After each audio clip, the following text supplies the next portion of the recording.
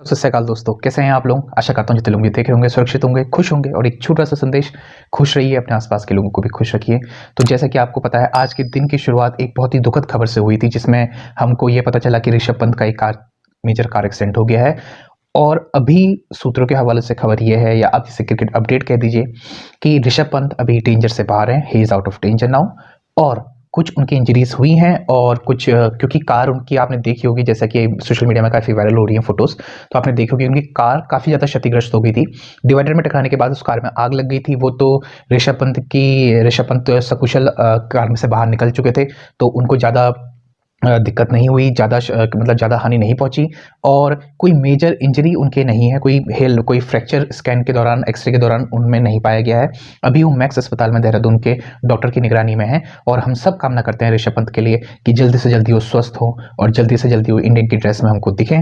और मुझे पता है आप लोग सब कामना कर रहे होंगे, और जल्दी मुझे पूर्ण विश्वास है कि ऋषभ पंत जल्दी से सुरक्षित होंगे और बहुत जल्दी अच्छे होकर वहाँ से हॉस्पिटल से बाहर निकलेंगे। और भगवान उनके परिवार को हिम्मत दे, शक्ति दे, उनके फैंस को और उनके जितने लोग ऋषभ पंत से जुड़े हुए हैं उन सबको शक्ति दे इस मुश्किल घड़ी के समय में। और साथ ही साथ आप लोग जरूर दुआ कीजिए कि ऋषभ पंत जल्दी ठीक हो जाए। तो ये आज हम चलते हैं आपके दूसरा एक टेस्ट मैच, आप टेस्ट मैच की तरफ चलते हैं। दूसरा जिसमें संवाद हमें करना है वो है पाकिस्तान और न्यूजीलैंड के बीच। जो पहला टेस्ट मैच दरमियान हुआ था उनके बीच, आज वो ड्रॉ हो गया है। आप इस टेस्ट मैच को ड्रॉ होने में मैं सबसे बड़ा योगदान किसी का मानता हूं, उसमें दो खिलाड़ी मेरी नज़र में आते हैं। एक है सरफराज अहमद, दूसरा है शौकत शकील। ठीक है, सबसे पहले हम बात करते हैं, धीरे धीरे एक एक करके पॉइंट पे बात करने वाले। मैं सरफराज अहमद के बारे में बात करना चाहता हूं। आपको ये जान के बहुत हैरानी होगी कि सरफराज अहमद ये पहला टेस्ट मैच अपने होम सॉइल यानी पाकिस्तान में खेल रहे हैं।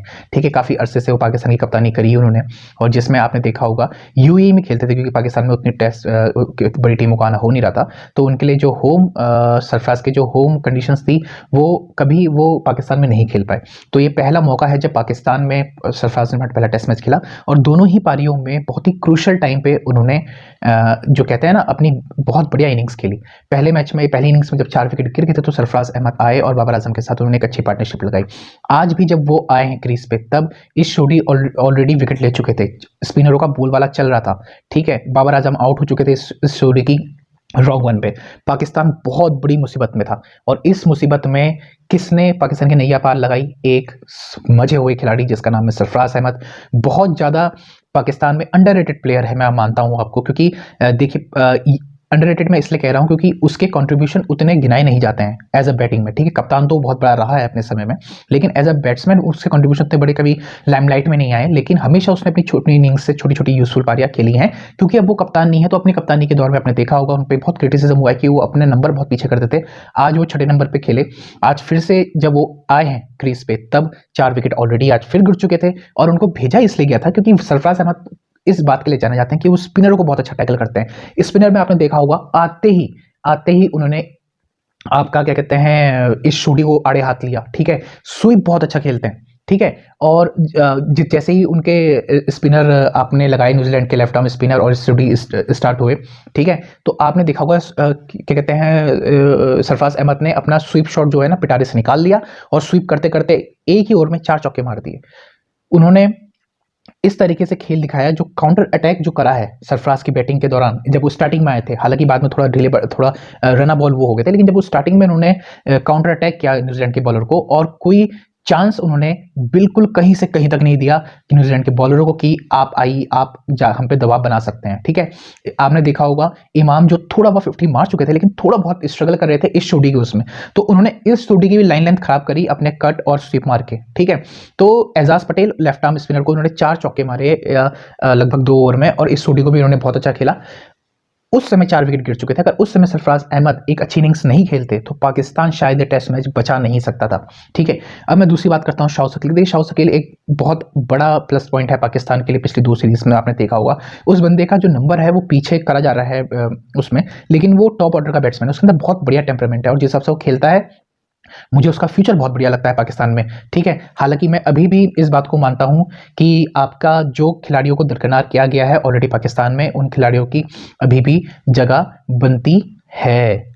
जी हाँ, मैं बात कर रहा हूं फवाद आलम की। मैं अभी भी मानता हूं कि फवाद आलम को सिर्फ एक सीरीज के बिना पे इन्होंने जो बाहर निकाला वो गलत है। और शाहिद अफरीदी के आने के बाद आपने देखा होगा, शाहिद अफरीदी साहब के आने के बाद सरफराज अहमद को ये टेस्ट मैच खिलाया गया है रिजवान की वजह से, क्योंकि रिजवान और बाबर आजम की जोड़ी है, मैं आपको बता रहा हूँ, ये दोस्ती की वजह से अभी तक रिजवान को टेस्ट मैच में कैरी करते हुए आ रहे थे। हालांकि रिजवान की उतनी अच्छी परफॉर्मेंस टेस्ट मैच में नहीं रही है, ठीक है। ये होता है एक मंजे हुए खिलाड़ी का, जो कहते हैं ना आप, जिसे कहते हैं कि ट्रैक रिकॉर्ड। उस बंदे ने आज अपना टेम्परामेंट दिखाया सरफराज अहमद ने, और आपका लाज बचाई जिसे कहते हैं पाकिस्तान की एक और टेस्ट मैच हारने से, वरना ये टेस्ट मैच आप हार सकते थे। फिर बारी आई जब शाह शकील, लास्ट में मोहम्मद वसीम ने भी बहुत अच्छी पारी खेली 40 रन की।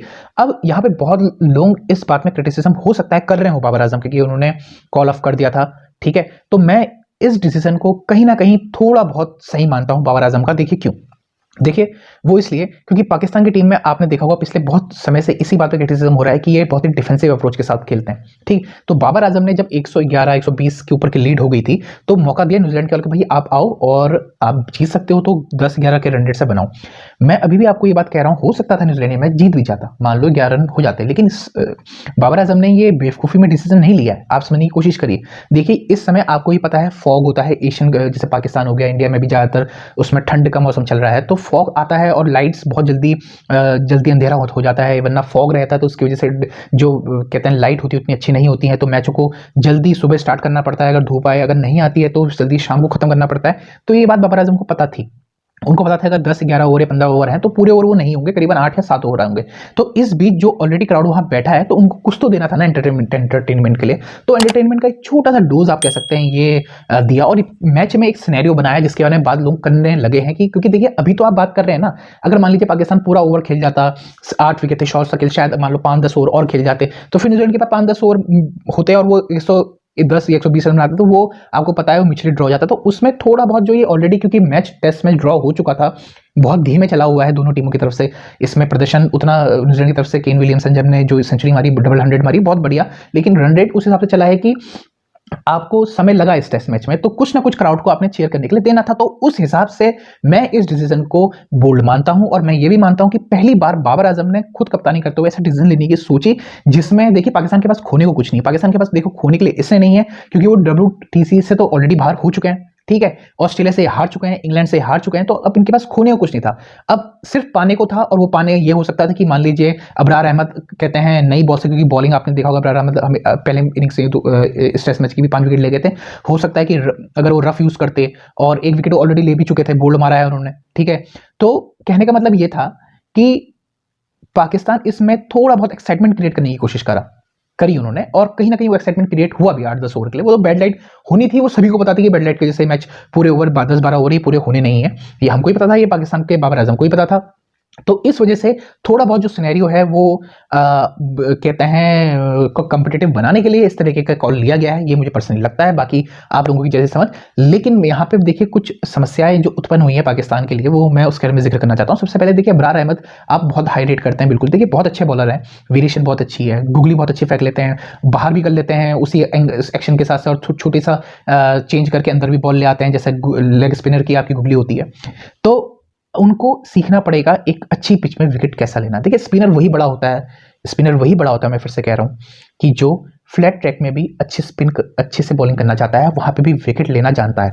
फॉर एग्जांपल जैसे शेन वॉर्न कहा करते थे, a spinner is a spinner, उसके लिए पिच मायने रखती है, वो स्पिन कर सकता है बॉल। अगर आप में काबिलियत है स्पिन करने की तो आपको ट्रैक अगर असिस्ट नहीं कर रही है तो आपको अपनी लाइन लेंथ मेंटेन करनी पड़ती है, और उस हिसाब से आपको बल्लेबाज से गलती करवानी पड़ती है। तो अबरार को मेरे हिसाब से बहुत अच्छे बॉलर हैं, बहुत अच्छे पर्सपेक्टिव हैं पाकिस्तान के फ्यूचर में, लेकिन एक ऐसी डेड पिचेस पे अब वो खेलते रहेंगे तो उनको हुनर आता रहेगा, उनको एक्सपीरियंस आता रहेगा कैसे बॉलिंग करनी है, तो जल्दी सीखेंगे। दूसरा मैं ये कहना चाहता हूं, देखिए अब कम से कम मुझे ऐसा लगता है सरफराज अहमद की टेस्ट में परमानेंट जगह बन जाएगी, ऐसा मुझे लगता है। और मैं ये भी मानता हूं कि वनडे में भी सरफराज अहमद की जगह परमानेंट होनी चाहिए, क्योंकि मोहम्मद रिजवान, मैं फिर से एक बात कहना चाह रहा हूं, मोहम्मद रिजवान के ऊपर जो हाथ है वो हाथ है बाबर आजम का, लेकिन शाहिद अफरीदी के आने के बाद अब ये हाथ उतना अच्छे से काम नहीं करेगा। मैं फिर से कह रहा हूं, शाहिद अफरीदी ने साफ साफ दबे लफ्जों में, आप कह सकते हैं मीडिया के सामने, लेकिन खुले लफ्जों में बाबर आजम को ये बात बता दी है कि भैया आपकी अब मनमानी उतनी नहीं चलेगी, अब वही होगा ऑन द मेरिट बेसिस, आपको टीमें खिलानी पड़ेंगी, अब आपकी मर्जी नहीं चलेगी।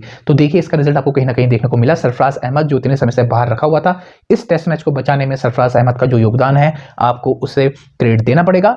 और ये देखने वाली बात है कि अब आगे कैसा ये परफॉर्म करते हैं। लेकिन फिलहाल जो मुझे लगता है कि पाकिस्तान ने ये आज जो उनकी लाज बची है उसमें शाओ शकील और सरफराज अहमद का बहुत बड़ा हाथ है। पाकिस्तान के फास्ट बॉलरों की बॉलिंग देखते हुए मुझे बहुत डिसअपॉइंटेड हूं, क्योंकि पाकिस्तान जाना ही इसलिए जाता है अपने फास्ट बॉलर की वजह से।